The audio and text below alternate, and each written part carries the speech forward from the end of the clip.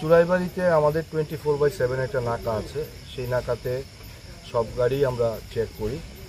তো আজকে অনুমান 5:30 নাগাদ আমরা একটা ত্রিপুরা থেকে আসামের দিকে যাচ্ছিল একটা কন্টেনার গাড়ি আমরা ডিটেইন করি বলতে জ্যাম ছিল।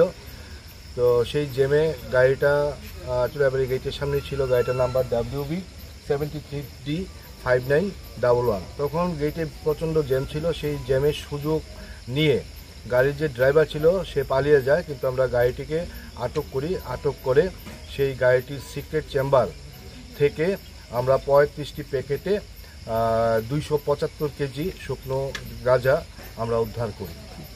কালোবাজারি মূল্য কত? কালোবাজারি মূল্য অনুমানিক 50 লাখ হবে।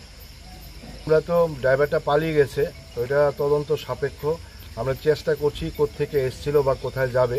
তো গাড়িটাতে যেহেতু ড্রাইভারকে আমরা ধরতে পারিনি, পালিয়ে গেছে জ্যামের জ্যামটাকে করে, তো এই মুহূর্তে আমরা বলতে পারছি না, কিন্তু এটা তদন্ত সাপেক্ষ। তদন্ত করে আমরা বলে দেব পরবর্তী সময়ে গাড়িটা কোত্থেকে এসেছিল এবং তার গন্তব্যস্থল কোথায়। গাঁজাগুলি কোথায় লুকানো ছিল?